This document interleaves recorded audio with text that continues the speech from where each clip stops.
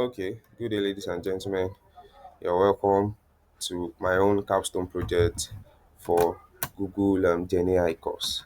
The name of my project is titled AIDER, which simply means AI-driven early response. So in this video, I'll be walking you through the motivations, the philosophy, the features, and the technicalities that is behind AI-driven early response. So my name is Bello Malik Pelumi.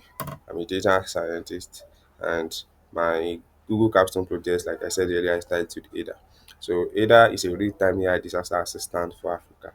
It uses generative AI to collect weather data, satellite images, and news using this multimodal inputs to generate life-saving insights so that different levels of authority can use and give the right response actions towards looming disasters across different parts of the world, specifically in Africa and some other countries within the continent.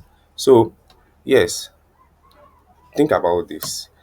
The dawn breaks and you step outside your house and you just discover that all of a sudden your area and your neighborhood is drenched and submerged in water.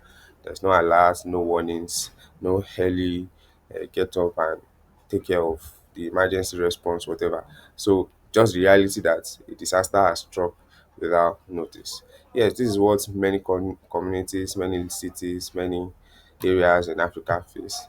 And due to increasing climate change, frequent intense heat waves, floods, and everything, often with little to no advance warning. Yes, and because of all of this, Africa generally have critical early warning system for things like that. And this leaves us with highly vulnerable, increasing risk of climate-related disasters such as drought, floods, famine, and some even human-induced disaster like bridge. Then you have the heat wave, the wildfires, and many other disasters, all coming with little to no warning for people living in those communities. Now, but what if there is an AI assistant that can just change everything, that can provide instant weather updates for any location of your choice, then check the weather conditions using satellite imagery, scan various news and reports for any looming crisis across the country, continent, even across the globe, then help you to deliver quality suggestions on how to protect yourself and people around you, all within a few taps on your mobile phone or on a website. Yeah, this is all the features that this capstone project is trying to impute within HADA, and it's a tool that is designed to empower communities and, of course, save lives. So, what then is actually AIDER? Like I said, AIDER simply means AI driven early response. What it does is it collects information from the user, simply probably the name of the city or a GPS coordinates, which will later be demonstrated in this video. Then AIDER will automatically fetch live weather data for that particular location, gather different new reports, recent ones for that particular location, and gather satellite images from um, NASA. So the live weather report is going to come from OpenWeather. Then the news report is either coming from Google News or SEPA, and the satellite image is the common NASA, OpenAI, OpenAPI data. So what it now does is collects all this data together, then generates brief emergency response in simple language that not only technical people will understand, that everybody can actually know what's going on and how they can respond to things like this, even preventive measures that they can put in place in order to prevent such disaster. So AI is capable of that. Now, why did we select or why did I select Gen AI for this project? Well, AI is in vogue and AI is capable of collecting different type of inputs. We used to call it multimodal understanding, and process those text and images instantly. Then within a GV is also going to summarize risk factor just like a professional analyst is going to do, then suggest insights for how this thing is going to be done. So yeah, so let's take a pause from this presentation now and move over to our Flask interface that was built solely in order to demonstrate how this data was done. After that, we will now move on to our cargo notebook, which was designed for this competition or this capstone project. Then we'll try to explain what are now the technicalities that are behind either. So let's move on. Okay, so this is my VS code. Yeah, so I'll try to activate the environment that AIDA was built. Okay, so activate the environment first. Okay, yeah, this body of code and file will be made available on my GitHub. So when it's ready, I'll also attach a link of it to this video and we can all watch. So yeah, let's try and activate wake header up. So good. Um, yeah, so it's currently running on my local server now. So let's let it load up. Good. So this is the front end designed for header. Okay. Yeah, is it done loading up? Yeah. So click on, you can choose any continent that you want, choose a country. We're using Nigeria as an example. Then let's look at Lagos. That's our typical clear example. So you can decide to add your own specific city in case it's not included in the API used to select the state, and you can also override the latitude manually, or you can find the coordinates instantly. So when it does that, just simply click on run AIDER analysis, and let's see what's going to be the result of that. It's going to take a little time for it to uh, load up, but the GV is going to get done. So even if you want to change your um, mode, you can toggle it on and on. It's just designed to make it a little bit more interactive for the user. So yeah, let's either loads up.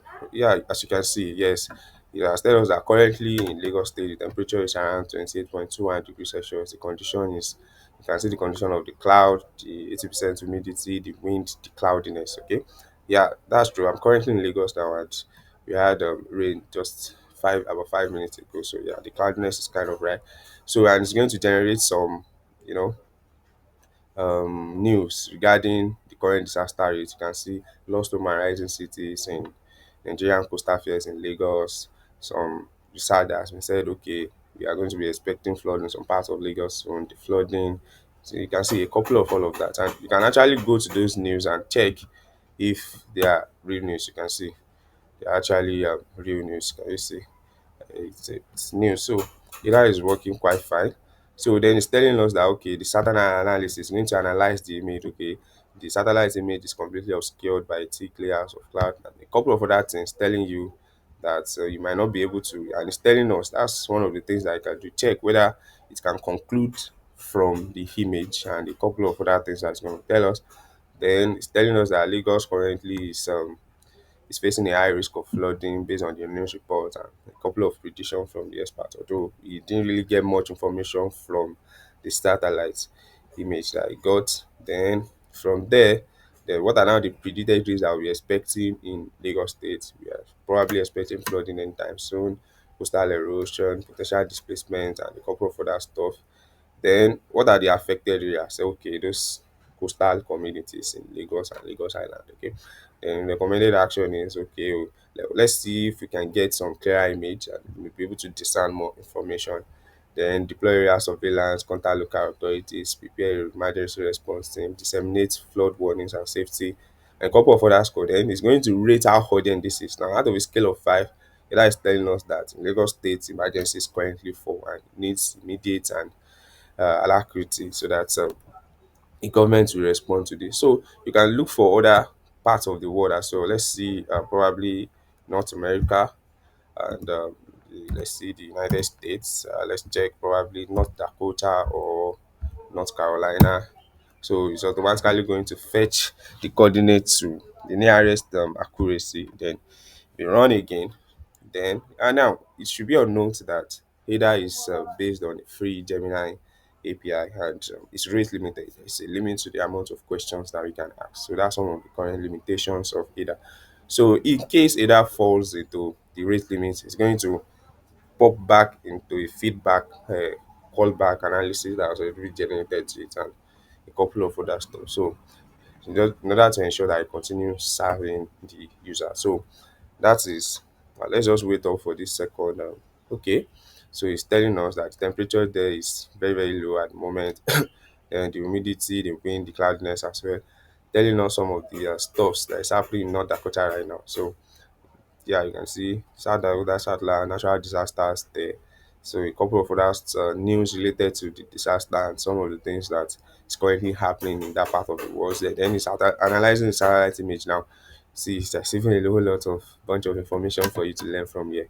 So yeah, um, then it's telling us that not Dakota is currently experiencing cold weather, which is obvious from this temperature.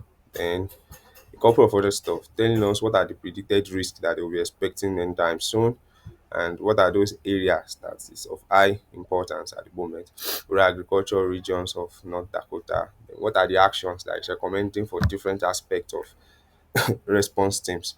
And then the urgency is not really that high at the moment. So on a scale of 5, it has 2, and you can see the color of the urgency also changing to reflect that. So yeah, AIDER can do all of that. So with that said, the next thing is to go back and check how what's now the back end that is really powering AIDER. So in order to make the explanation a bit much clearer, so I'll be focusing and using only cargo notebook to ensure that we okay. Let me try and look. Okay, yeah. So this is this is my cargo notebook. Okay, so let's give it some time to load up. So good. So let's try and edit it. That's my submission for the capstone project. So let's try and edit it so that we can demonstrate how it works. So let me check if this is still recording. Yes, it is.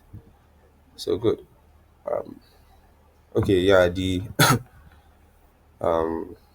draft section. So yeah, good. It's powering up. So it's already a well documented notebook to follow through. So some of the things I've said are already there. What's the motivation behind the project? Why did we choose GenAI? What's the objective for the project? So what are the specific GenAI capability that was used here?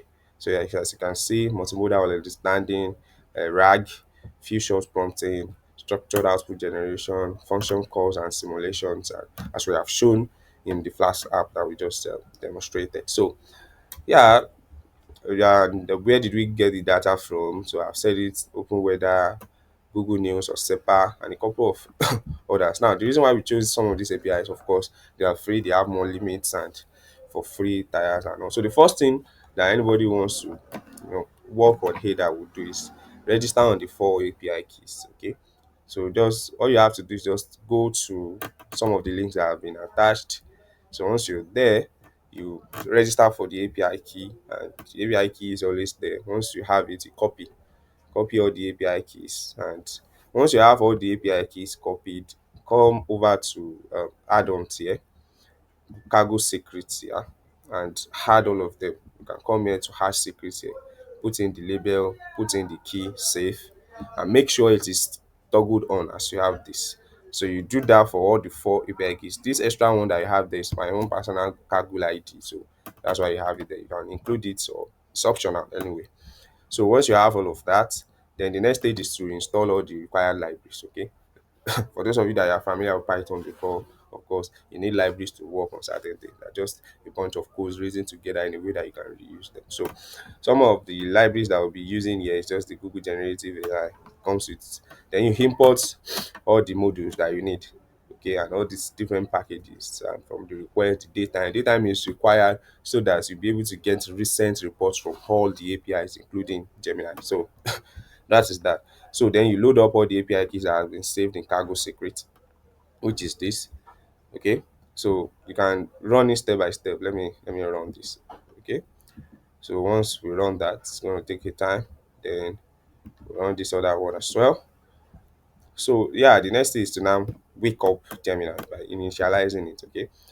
Once we initialize, so it's still loading up. So we initialize the Gemini model. Then from there, try to check which of these models are available for you to work with. Okay, because some models for Gemini, they are not available in certain parts of the country.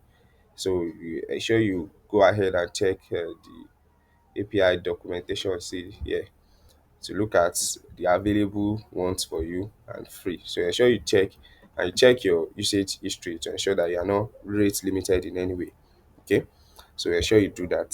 So because some of them are limited by minutes, some of them are limited by projects, and some of them are limited by region. So ensure you confirm which one is available for you, and ensure you are not above the limits that you can use at the moment. So yeah, I think it's loading up now. So the next thing, you run that cell as well to wake Gemini up. Run this as well. You can see all the models are out again. Then come here. So import time, import all the necessary other ones. We've imported some of them already. Okay, we did it. So I think that's why I had to import it again here. So you do all of that. Now you can try to fine tune your Gemini. Okay, so by determining what the temperature will be, what the top K, top P will be. Now you can have more tokens, yeah, about 1,800 or even more. But because we are using a free trial, I had to limit the token to like 800 and the retry to about 5 so that I don't keep running into errors like that. And a couple of other error handlings over here to ensure that we we are on track and we don't get errors, and any errors that pop we catch them. Okay, so yeah, you run that as well. So you can try to test and see if Gemini is bringing back a response. So if you do that, so you can see the response is generated, telling you that okay, we're in Jakarta. Give a one-line response for Jakarta. Okay, so heavy rainfall expected very soon in that area, and so you can try and check um your API keys. You can check to know how to really, you know, prompt the API or structure your API request. You can check the API docs of OpenWeather and the other one, so you can see how to structure some of that. So you can also test that to see if it works. So you can see the temperature are being returned. So that means it's working very fine. You can do the same for your SEPA API as well. So run that, test and see if it works. So you can see it's working.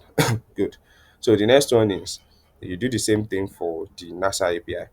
Okay. Now, but there is a catch here in the sense that NASA API, especially the assets and the imagery, they return different kinds of information. Yeah. Since we want Google Gemini API to actually analyze images. Yeah. So we have to ensure that the API is actually sending back image, okay, and some of the metadata that API needs to analyze and generate content from the image. So that's the whole essence of the error handling that you see here, to ensure that we're actually receiving images and in the formats that we need it to work. So base 64. So you run that cell as well. Once you do all of that, try to test to see that images is actually present. So if you run that, if it's present, it will tell you that yes, it's present and say true. If it is not, we will also let you know that it is not present. So let's see. Yeah, can you see? Yeah, present true, telling us that the images, the API call is returning image that we need. So we can now analyze that tell Gemini to analyze that image. Okay, if you want to test that, you can comment this and test. Like I said, we are rate limited, so I don't want to exhaust my rate limit for the day. And there's one thing about those rate limits that you should know, that besides the rate limit by project, rate limits by day, then there is this limit per minute, amount of requests that you can send per minute. So you are still rate limited by that. Okay, so you have to be careful and ensure that you are within the rate. So that's why I uncommented this. But if probably you are using a free Gemini, a paid premium plan, you can uncomment this and do it, or you can try to wait a little. I don't want this video to be very long, so that's why I had to reduce it. Okay, so next is, let's try and tell prompt our Gemini to generate the kind of disaster response that we have. So an example of, you can see we gave Gemini examples of how we want it to make the output. So that's what we call few shot prompting. Okay, there is zero shots where you just give it the instruction alone without giving it example. There is also few shot prompting so that you understand exactly the task that we are giving to it.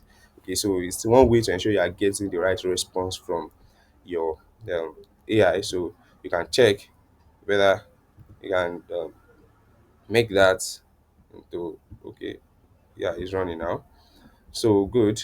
So you can all comment this and check whether it's giving you the response as well. But we don't need that since we'll be showing the full pipeline later. So a full pipeline is now to show, okay, what's now the workflow of the API, so that you see it in action. So if you load all this up, so and try to test with probably Lagos. So it's going to take some time telling you that it's already fetching the data for Lagos. You're already putting the longitude and that. So let's see what's gonna do.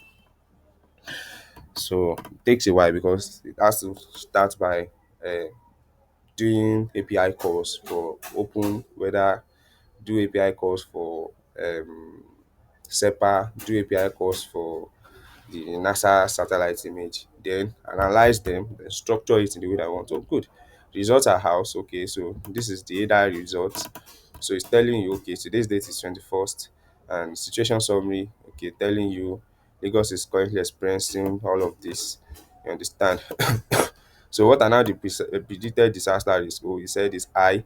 So in terms of flooding, in terms of industrial accidents, traffic congestion and accidents. Even recently, the Kara Bridge accident that caused a lot of destruction recently. So you see, then the medium level aviation, civil unrest, and a couple of other ones. So telling you, so what are now the areas most at risk? Okay, telling you that the Kara Bridge and Lagos Ibadan Expressway, the low-lying areas, and a couple of all the other ones like that. So it's recommending different levels of action for the authority for response level actions. So since we use a lower temperature, so the responses will always be different and dynamic for different ones. The urgency is also very high. So this one even gave us the justification for why he came up with it. So it's very interesting for people. So yeah. So the next one is we try to design a small UI here, although it has later been upgraded using Flask. I later had to upgrade it using Flask so that it becomes really more interactive. But yeah, it was already built in this API, so it's showing us. So using IPy widget. So if you do that, run that as well. Good. You- Let's run this as well. And if we run this as well, so it's just all this UI kind of stuff. So if you run that, now let's finally display that UI and see how it works. Now you can see you can change. Let's say I want which other, let's say I want North Carolina at this time, and I don't want Lagos. So but that's one of the limitation of this guy is that of these small UIs that you have to be the one to go and look for the long and lat. Okay, so let's just go back there and look for longitude, so long and latitude of North Carolina in JSON format so that we can easily just copy and put it there. So I think this is Copilot anyway. So yeah, it's giving me that already. So come here, copy and put it back in. So North Carolina. So that's the latitude for North Carolina. Okay. Where did I search for it just now? Okay. I have so many tabs open. Okay. Maybe I should just look for it again. 'Cause I don't know. Okay. Long. Okay. This one for me. So we're looking for the latitude now. Okay. Don't good. Copy that. Put that back in, and so then we tell AIDER to run its analysis and let's see. So it's doing exactly the same thing now for North Carolina. So let's see what is the current situation in North Carolina. What are the predicted risks and those areas that are risk? And what are the possible response level actions that we can take to protect ourselves against that? So that's what AIDER can essentially do for us. Let me confirm if this is recording. Yeah, it's this. So good. Load up. So good, yes. Staying us as well. North Carolina is recovering from floods. Wow. Hurricane Ellen and a couple of some of that with regards to now. So the British disaster is telling us a couple of some of the things that they have. The areas that are most at risk, West North Carolina, floodplains lying area, and some other areas like that. So what are now the authority level response and what's the other people that can? So what's the urgency? It's also high. So yeah, you can do much more than this. Okay, if we can expand, if we, for example, now the Gemini model that I'm currently using now is, I think, 2.5, 1.5 Pro experimental. There's also the 2.5. There is the 1.5 Pro latest as well. Those ones are though they're capable of analyzing both images and text at the same time. So when you want to select your Gemini model, so be careful and check which of this model is actually capable of doing the task you want it to do. So you have to ensure that you actually check that before you make conclusion. Otherwise, you'll be throwing error because it's not actually built to analyze the kind of data that you're feeding it. So it's very, very important. So yeah, with that out of the way, that's essentially how AIDER works. So very soon, the free version of AIDER is going to be made online. AIDER is going to essentially be free. Yeah. So I just look for a free hosting. That's what I meant. That I'm going to place the Flask web app on, then try and make it available for people to use. And although, like I said, it's a free API call that we're using, so it might be rate limited. Although it's still going to give you, there's a fallback call analysis for it. I think I can show you around here before we close up. There's a fallback analysis already in case you didn't really get information from there. Let me check. Oh, let me see. Okay, okay. Yeah, so you can see this. These are fallback analysis that is going can pop up with any of the available information that it gets, and even without waiting for the API call, you can actually do that as well. So it's just a form of error handling in case you run into rates limits. So very important over there. So then from there, why this matter is just that in a space like Africa, you need accessible intelligence that you can just within a few taps on your phone, no matter where you are, you can try to get quality information, and you need only free minimal requirements. You can see we demonstrated all of this using free API rates, and although it's rate limited, but then it works. So what's now the future of AIDA? It can be used as a teaching mechanism in school. Okay, uses in the journalism, in reports. You just have to make sure we are fine tuning the kind of news that you get. NGOs can use them, local council can use them, and a couple. You can also try AIDA by yourself in the cargo notebook that is already made available, and the GitHub of the Flask will also be made available, so you can interact with that. So thank you very much for exploring AIDA with me. Together, I believe we can enhance the safety of our country, of our nations, of our continent, and of the world at large with accessible and real-time information. So that is AIDA.